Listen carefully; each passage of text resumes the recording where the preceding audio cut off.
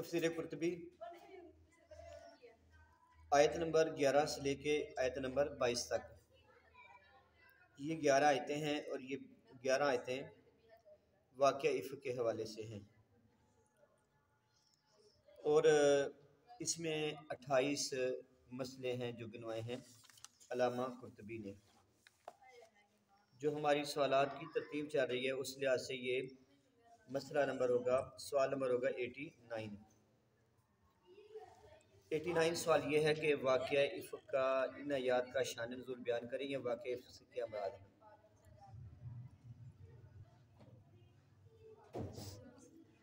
تو اس کو روایت کیا ہے حضرت ام رومان نے۔ حضرت ام رومان حضرت عائشہ صدیقہ کی والدہ ہیں۔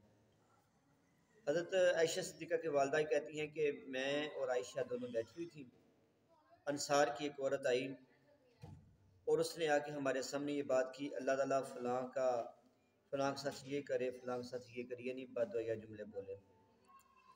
وہ میرے بات کہنے لگی تمہیں کیا ہوا، کیا باتیں کر رہی ہو؟ تو وہ انصاری عورت کہنے لگی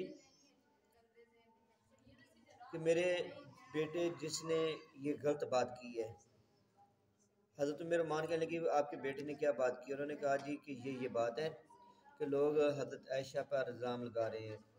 جیسے کہ میں نے پہلے بیٹا یہ آپ کو بتا چکا ہوں کہ حضرت عائشہ صدیقہ جو ہے نا، یہ غزوے سے میں پیچھے رہ گئی تھی واپسی میں، تو صحابہ کو پتہ نہیں چلا کہ ہم نے حضرت عائشہ اس پالکی میں ہے یا نہیں، اور پالکی اٹھا کر انہوں نے اونٹنی پہ رکھ لی تھی۔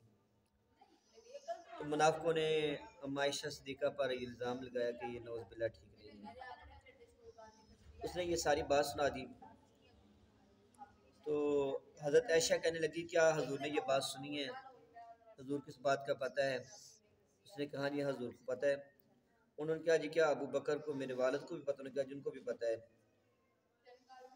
تو اتنا سننا تھا کہ ام رومان کہتی ہیں کہ حضرت عائشہ جو ہے نا وہ غش کھا کر گر پڑی، وہ بڑا ان کو صدمہ پہنچا۔ جب افاقہ ہوا تو انہیں بخار نہ لیا، مطلب وہ بخار میں تپ رہی تھی۔ ام رومان کہتی کہ میں نے عائشہ پہ چادر ڈال دی، حضور ہے تو حضور نے کہا کہ اس کو کیا ہوا ہے عائشہ کو؟ تو ام رومان کہتے میں نے کہا یا رسول اللہ اسے بخار نے پکڑ لیا ہے اور بخار بھی بڑا سخت ہے۔ تو حضور کہنے لگے کہ شاید عائشہ کے سامنے کسی نے اس واقعے کو بیان کر دیا ہے۔ ام رومان کہتے ہیں جی حضور ایسی بات ہے۔ تو حضرت ام رومان کہتی کہ میں عائشہ کے پاس بیٹھی، حضرت عائشہ جو نا یہ سن کے اٹھ کے بیٹھ گئی۔ تو حضرت عائشہ کہنے لگی یا رسول اللہ اگر میں اللہ کی قسم اٹھا کے کہوں نا کہ میں بے قصور ہوں تو کسی نے مجھے سچا نہیں سمجھنا،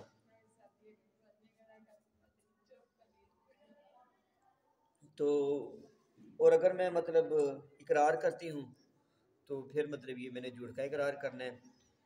تو پھر کہنے لگے کہ میری مثال ایسی جیسے یعقوب اور ان کے بیٹوں کی تھی۔ تو کہنے لگے کہ یعقوب نے بھی کہا تھا کہ میں اللہ تعالیٰ سے مدد مانگتا ہوں، تو میں بھی اپنا معاملہ اللہ تعالیٰ کے سپرد کرتی ہوں۔ جب حضرت عائشہ نے حضور سے یہ بات کی تو حضور صلی اللہ علیہ وسلم خاموشی سے چلے گئے۔ تو جب خاموشی سے چلے گئے تو پھر اللہ تعالیٰ نے یہ آیتیں نازل کی۔ تو اس وقت حضرت عائشہ نے کہا کہ میں اللہ تعالیٰ کا شکریہ ادا کرتی ہوں اور اللہ تعالیٰ کی تعریف کرتی ہوں، کسی اور کا شکریہ بھی ادا نہیں کرتی۔ یعنی یہ انہوں نے حضور کو بطور ناز بات سنائی کہ آپ تو نہیں بولے تھے لیکن اللہ تعالیٰ میرے حق میں بولا ہے۔ تو یہ بیٹا اس حدیث کا یہ واقعہ افک کا پس منظر ہے۔ اب سوال نمبر 90 ہے کہ واقعہ افک کب ہوا تھا؟ اس میں کہتے ہیں کہ یہ واقعہ جو افک ہے نا یہ غزوہ مریسی میں ہوا تھا۔ غزوہ مریسی یہ ہجرت کا 6واں سال تھا۔ موسیٰ بن عقبہ کہتے ہیں کہ نہیں یہ ہجرت کا 4تھا سال تھا، لیکن زیادہ صحیح ہے کہ یہ ہجرت کا 6واں سال ہی تھا۔ سوال نمبر 91 ہے کہ واقعہ افک سے کیا مراد ہے اور الصبا سے کیا مراد ہے؟ یعنی افک کا لغوی معنی کیا ہے؟ افک کا لغوی معنی ہوتا ہے جھوٹ، اور الصبا کا معنی ہوتا ہے کہ کم از کم 3 لوگ، ایک گروہ جس میں 3 لوگ بندے کم از کم شامل ہوں۔ ابن عباس نے بھی یہی بات کی ہے، لیکن انہوں نے کہا یہ کہ عصبہ کا اطلاق 3 سے لے کے 10 تک ہوتا ہے، اور ابن عیینہ کہتے ہیں نہیں 40 بندے ہوں تو پھر اس کو عصبہ کہتے ہیں۔ مجاہد کہتے ہیں 10 سے لے کے 15 بندے ہوں تو اس کو عصبہ کہا جاتا ہے۔ سوال نمبر 92 ہے کہ اللہ تعالیٰ نے اس واقعے میں فرمایا لا تحسبوہ شر لکم بل ہوا خیر لکم، اس کو تم اپنے لیے برا گمان نہ کرو، یہ تمہارے حق میں بہتر ہے۔ تو واقعہ افق میں جب نبی پاک صلی اللہ علیہ وسلم کی بیوی پر یہ الزام لگا ہے تو اللہ فرما رہا ہے کہ یہ واقعہ تمہارے حق میں برا نہیں اچھا ہے، حالانکہ بظاہر تو اس میں الزام والی بات ہے، تو پھر اس میں اچھائی کیا ہے جو اللہ تعالیٰ نے ذکر کی؟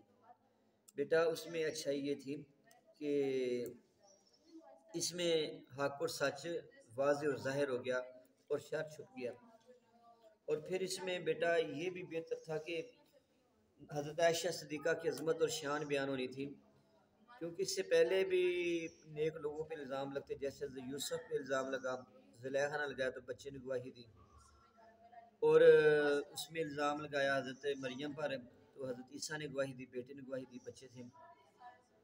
تو یہاں پر کسی بچے نے گواہی نہیں دی بلکہ خود رب ذوالجلال نے حضرت عائشہ کے پاک ہونے کی گواہی دی، تو یہ حضرت عائشہ کے حق میں بہتر یوں ہوا کہ تاکہ حضرت عائشہ کی عزت اور نموز کی حفاظت کرنا یہ سنت الہیہ بن گیا۔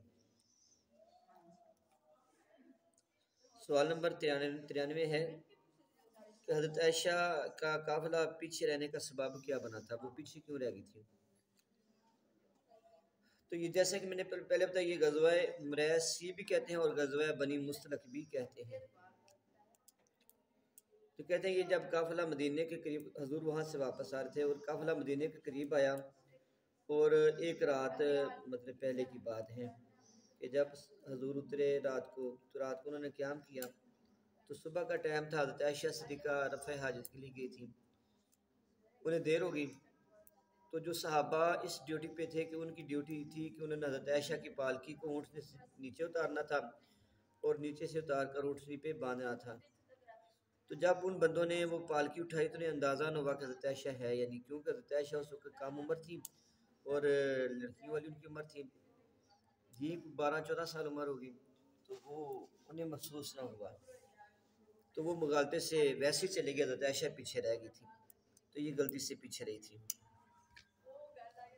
اگلا سوال یہ ہے کہ حضرت عائشہ کو قافلے کے ساتھ کس نے ملایا؟ ان کا نام تھا صفوان بن معطل۔ صفوان بن معطل جو ہے نا، وہ ان کی ڈیوٹی یہ تھی کہ وہ لشکر کے پیچھے پیچھے چلتے، اگر کوئی چیز پیچھے رہ جاتی تو اس کو اٹھا لیا کرتے تھے۔ حضرت عائشہ صدیقہ رضی اللہ تعالیٰ عنہ کہتی کہ میں قافلہ چلا گیا، میں پیچھے چادر لے کے بیٹھی تھی اور تھوڑا تھوڑا سوئی ہوئی تھی، تو میں نے سنا کسی نے پڑھا انا للہ و انا الیہ راجعون، تو کہتے ہیں کہ جب میں نے یہ بات سنی تو میری آنکھ کھل گئی، تو حضرت صفوان اپنے اونٹ سے نیچے اترے، میرے پاس اونٹ بٹھایا، میں بیٹھ گئی، انہوں نے پھر اس کی لگام پکڑ لی۔ تو یہ سب سے پہلے جس بندے نے یہ الزام عام کیا وہ عبداللہ بن ابی تھا۔ سٹاپ کرنے۔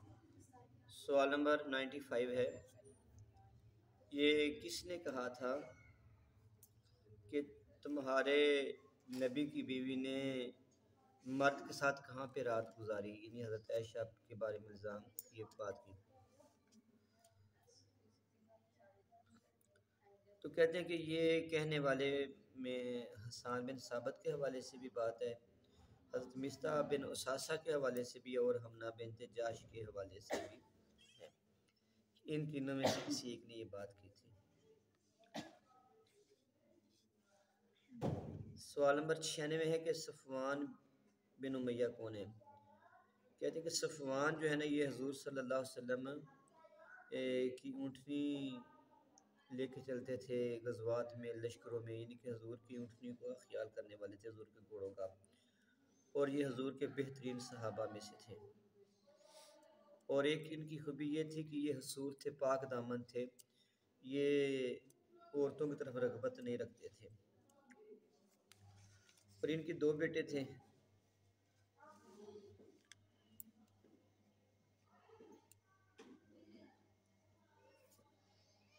یہ غزوہ ارمینیہ میں 19 ہجری میں یہ شہید ہوئے تھے روم کے شہروں میں، اور ایک قول یہ ہے کہ یہ حضرت معاویہ کے زمانے میں 58 ہجری میں انہوں نے شہادت پائی تھی۔ صفحہ نمبر 98، واللذی تولی کبرہ سے کون لوگ مراد ہیں؟ آیت آئی ہے نا، آیت واللذی تولی کبرہ۔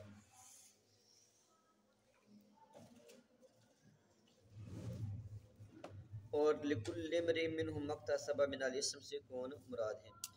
تو لکل امرئ منہم مکتسب من الاسم، ان میں سے ہر ایک نے گناہ کمایا، اس سے مراد ہر وہ بندہ ہے کہ جس نے واقعہ فقہ کے حوالے سے گفتگو کی، اس آیت سے وہ ہیں۔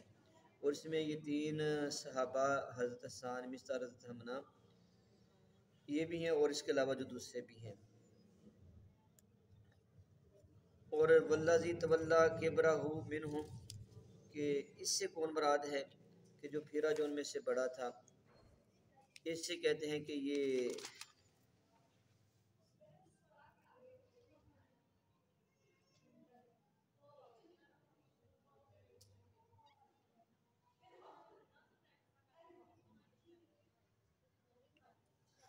انہوں نے کسی خاص بندے کا نام تو نہیں لکھا، بس یہ کہنا اتنا کہا ہے کہ یہ حضرت حسان تھے، حضرت حسان کے حوالے سے یہ بات ہے۔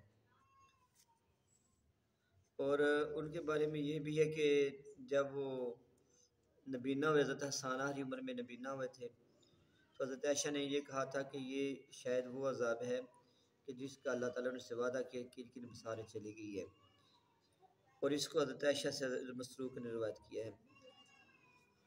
اور حضرت عائشہ سے یہ بھی مروی ہے کہ واللذی تولی کبرہ سے مراد حسان بن ثابت نہیں بلکہ عبداللہ بن ابی مراد ہے، اور یہی اصل بات ہے کہ اس سے حضرت حسان مراد نہیں بلکہ حضرت یہ عبداللہ بن ابی رئیس المنافقین ہے۔ حضرت ابن عباس بھی یہی بات کہتے ہیں۔ سوال نمبر 100، کہ اس واقعہ میں کس پر حد جاری کی گئی؟ تو بیٹا اس میں بھی اختلاف ہے کہ کیا کسی پر حد جاری کی گئی یا حد نہیں جاری کی گئی۔ تو اس میں بیٹا محمد بن اسحاق روایت کرتے ہیں کہ حضور صلی اللہ علیہ وسلم نے 2 مردوں اور ایک عورت یعنی حسان بن ثابت، مصطح اور حمنہ پر حد جاری کی تھی، حد جو قذف ہے 80 کوڑوں کی حد جو ہے، لیکن یہ بیٹا قول اتنا معتبر نہیں ہے۔ سوال نمبر 101 ہے کہ حضرت ابو ایوب انصاری اور ان کی اہلیہ ام ایوب انصاری، ان کا اس میں کیا کردار تھا؟ بیٹا اس میں ان کے حوالے سے یہ ہے کہ نبی صلی اللہ تعالی جب یہ حضرت حمنہ نے اور حضرت ابو ایوب انصاری اور ان کی بیوی نے یہ بات سنی، تو یہ حضرت عائشہ صدیقہ کے پاس آئے، اور حضرت عائشہ صدیقہ کے پاس آ کے انہوں نے یہ بات کی کہ لوگ یہ بات کیوں کرتے ہیں کہ جو بات اللہ تعالیٰ اس کے رسول کو تکلیف دیتی ہے۔ تو گویا حضرت ابو ایوب انصاری اور حضرت ام حسان نے حضرت عائشہ صدیقہ نے یہ بات کی کہ یہ لوگ غلط بات کرتے، تو اس پر اللہ تعالیٰ نے یہ جملہ بولا ولولا سمیعتہ ھذا بہتان عظیم، یہ بہتان عظیم جو ہے حضرت ابو ایوب انصاری اور حضرت ام ایوب کا قول تھا۔ سوال نمبر 102 ہے۔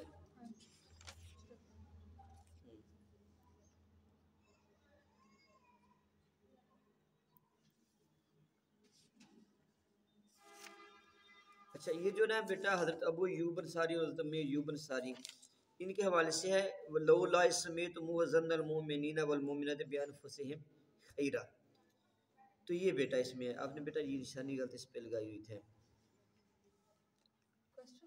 ہاں جی، اچھا اس کے بعد بیٹا سبحانک ھذا بہتان عظیم سے کیا مراد ہے؟ نیز اس میں کس پر عتاب ہے؟ ایک منٹ روکی پتر۔ تو یہ سبحانک ھذا بہتان عظیم سے مراد ان مسلمانوں اور مومنوں پر عتاب ہے کہ جو کھل کر اس معاملے کی مخالفت میں نہیں ہے، جیسے منافقوں نے یہ پراپیگنڈا کیا، اس میں مومنوں کو چاہیے تھا کہ کھول کر سامنے آتے اور یہ کہتے کہ یہ بہت بڑا بہتان ہے۔ یہ نبی صلی اللہ علیہ وسلم کی زوجہ کے بارے میں جو اللہ تعالیٰ نے پاکی نازل کی، اس سے پہلے مسلمانوں کو جس طرح کھل کے بولنا چاہیے تھا اس طرح نہیں بول رہے، انہیں یہ بولنا چاہیے تھا۔ اور بیٹا اگلا سوال یہ ہے کہ فقہائے کرام نے حضرت عائشہ صدیقہ پر جو تہمت لگانے والا ہے اس کی کیا حد مقرر کی ہے؟ تو حشام بن عمار کہتے ہیں کہ میں نے امام مالک سے سنا، امام مالک نے کہا کہ جس نے حضرت ابوبکر حضرت عمر پر زبان دراز کی تو اس کو ادب سکھایا جائے گا، اور جس نے حضرت عائشہ پر زبان درازی کی اس کو قتل کر دیا جائے گا، کیونکہ حضرت عائشہ پر زبان درازی کرنا یہ قرآن کی مخالفت ہے، اور قرآن کی مخالفت اللہ تعالیٰ کی مخالفت، اور بندہ قتل کے لائق ہے۔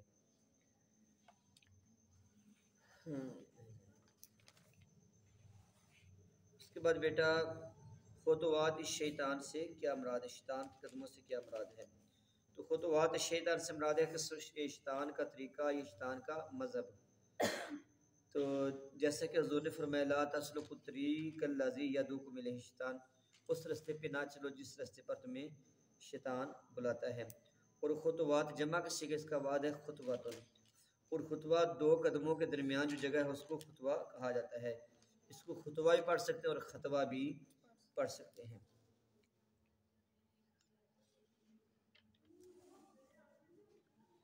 ولایات الاول الفضل کا شان نزول بیان کریں۔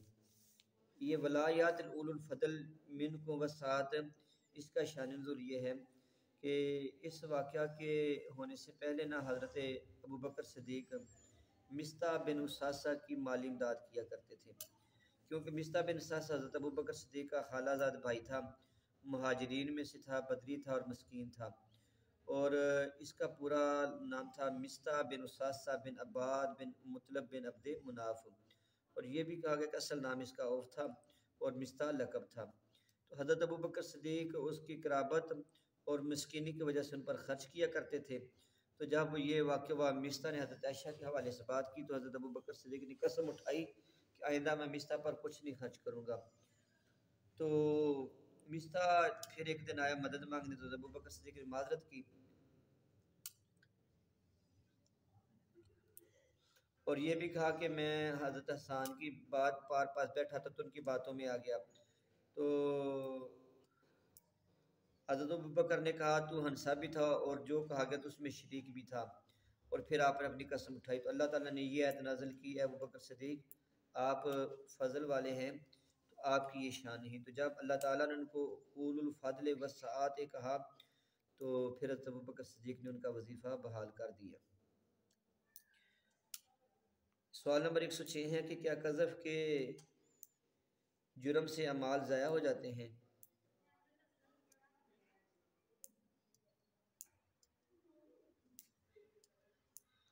تو اس کا جواب بیٹا یہ دیتے ہیں کہ قذف اگرچہ گناہ کبیرہ ہے لیکن یہ سارے اعمال کو ضائع نہیں کرتا۔ سوال نمبر 107 ہے کہ اگر کوئی کسی قسم پر قسم کھا لے پھر دیکھے کہ وہ کرنا بہتر ہے نہیں تو کیا کرے؟ تو بیٹا اس میں حضرت ابوبکر صدیق ہی انہوں نے قسم اٹھائی تھی کہ میں اللہ کی راہ میں مصطح کو نہیں دوں گا، تو اللہ تعالیٰ نے یہ بتایا کہ آپ فضل والے، آپ کو یہ قسم زیبا نہیں دیتی۔ تو مطلب یہ کہ اگر کوئی کسی کام پر قسم اٹھا لے تو پھر دیکھے کہ یہ قسم توڑنا بہتر ہے تو قسم کا کفارہ دے لے اور وہ کام کرے۔ پھر اس کے بعد یہ ہے کہ اگر کوئی بندہ کسی عورت پر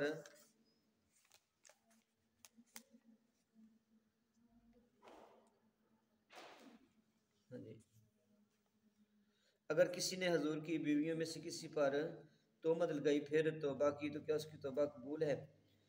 تو اس میں یہ ہے کہ یہ اگر کوئی حضور کی بیویوں کے بارے میں غلط بیانی کرتا ہے، بکواس کرتا ہے تو اس کی توبہ بھی قبول نہیں، اور اگر حضور کی بیویوں سے ہٹ کے کسی اور عام عورت کے بارے میں یہ بکواس کرتا ہے تو پھر اس کی توبہ کی چانس ہے وہ توبہ کرے تو اللہ تعالیٰ اس کی توبہ قبول کرے گا۔